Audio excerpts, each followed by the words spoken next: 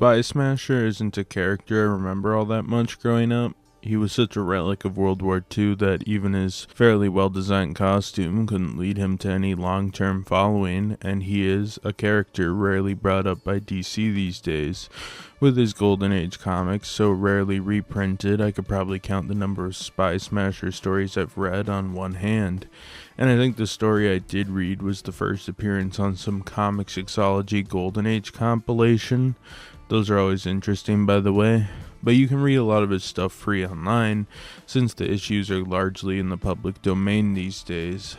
I do remember when I was younger, probably around 2010, there was a community of mostly much older than I comic collectors who would collect gold, silver, and bronze age comics and show what they would get.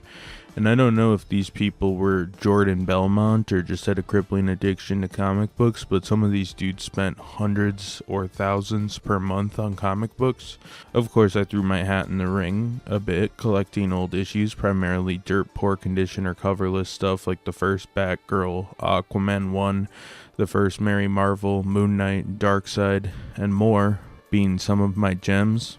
Anyways, I bring this up because some guy who I was moderately friends with had his YouTube icon as Spy Smasher, and he collected these comics and knew some of the lore. That man was very into a specific niche of comic collecting. Anyways, his name escapes me, but shout out that guy.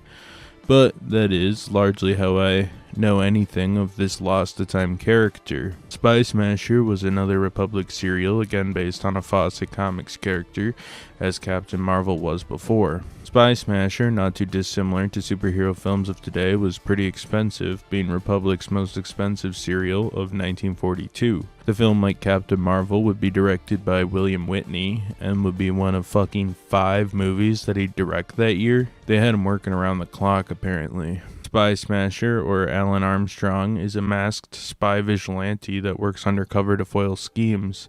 He isn't associated with the United States government, though, as the government in real life had yet to enter World War II, not doing so until 8 months after this film hit theaters.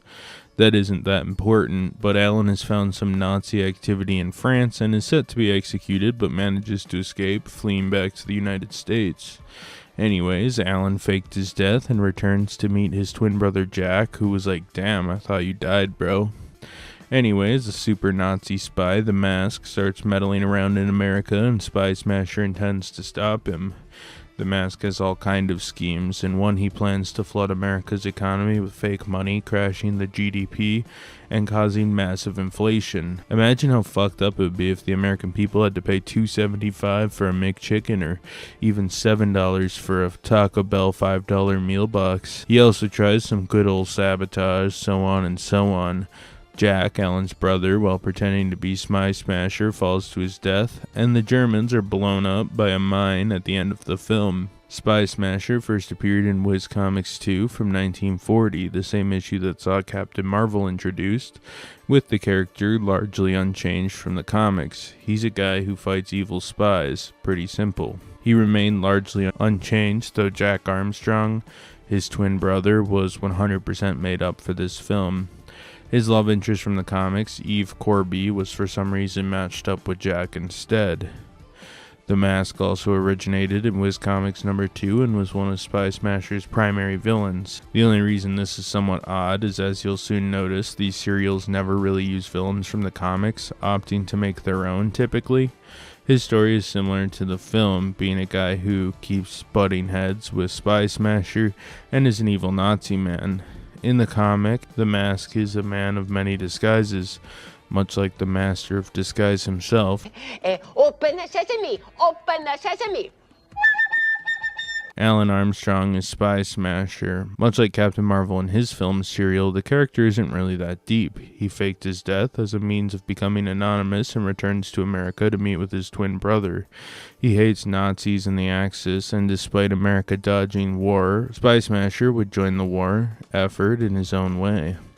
Otherwise, he punches, he kicks, he makes incredible leaps in logic to surmise plans and stop them before they can harm Allied interests or before it could cause catastrophe on U.S. soil. You kinda get the gist. Jack Armstrong is his twin brother, who was primarily added to die since they used the character for a cliffhanger where Spy Smasher seemingly dies.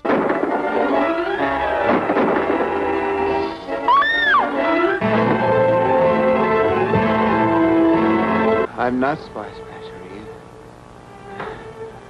My brother Alan is. Otherwise, he just bounces off Spy Smasher, and the duo makes some small talk throughout the film about what's going on. Eve Corby is Jack's fiancée and the daughter of Admiral Corby. She's the love interest and is eventually sad that her fiancé died. The Mask is your average Nazi villain who appears in costume fairly rarely. He's acting in the Nazis' best interests, trying to find and sabotage the United States by any means necessary to weaken them and keep them out of the war. Simple but effective for a story like this, I suppose. The music in this film was done by Mort Glickman, who for seemingly no reason bit part of Beethoven's Fifth Symphony for the main score, which is pretty weird and instantly recognizable.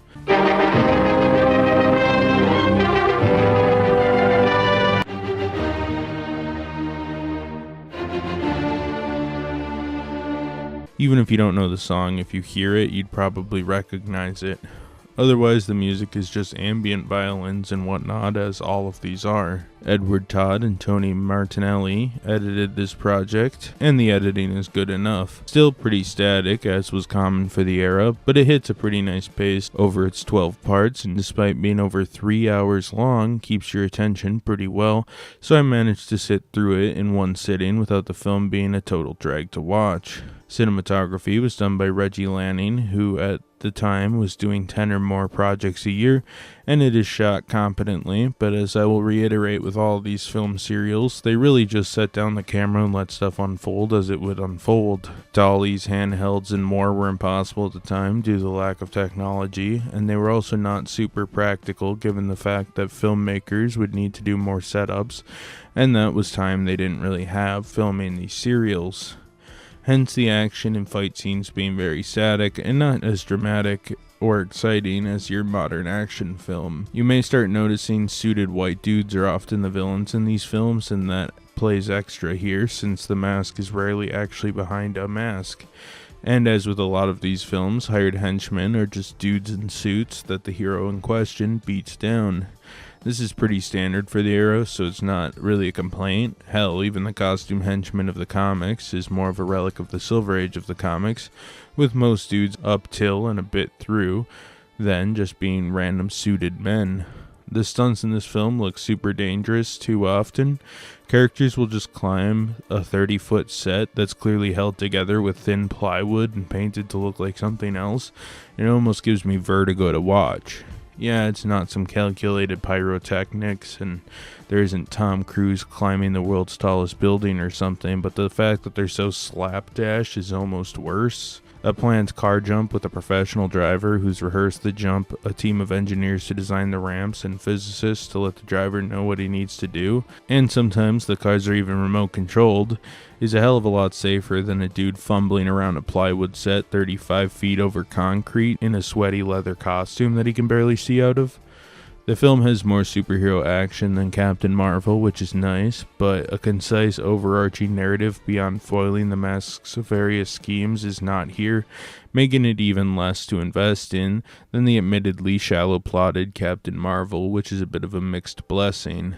I definitely think the Spy Smasher costume works better than a lot of the superhero suits of the day, with no complex logos or complex things like Batman's ears to worry about, though I find the Mask's costume being a hanky in front of his face a bit comical. I suppose it was also a bit economical as well, though. Overall, Spy Smasher is okay. The action is fun, the story is pretty much non-existent, but despite this, the film is just fun, dangerous stunt after dangerous stunt, and it captures the Golden Age comics well, and despite my minuscule knowledge on the character himself, I have read enough Golden Age stuff over the years to know this captured that masked vigilante comic book vibe well from the era, which I suppose is what really counts overall. I think the theme song choice was a bit weird, but I think the editing and cinematography are solid for what the film is. I think this is definitely one of the more worthwhile serials to check out, along with its cousin film, The Adventures of Captain Marvel. Spy Smasher, as I said, was Republic's most expensive serial of the year, and would be the second and last serial based on Fawcett Publications, with the rest of the serials following DC characters proper, aside from Blackhawks, which pulled its material from Quality Comics, a company much like Fawcett that would eventually be pulled into the DC universe down the line. The film costed $154,000, or about $3 million in 2025 money. Retrospectively, people think this was an impressive serial from the stunts and action perspective, and thought it was pretty solid for what it is, with the serial eventually being trimmed into an 100-minute feature film in the late 60s during the Batman TV show-led superhero boom, entitled Spy Smasher Returns, though what he returns from I don't know, since this is the only Spy Smasher film ever produced. This would be the last live-action film based on Fawcett characters until 2019 Shazam film that was set in the DCEU that I conveniently already made a retrospective on with its sequel as well, so check those out on my channel.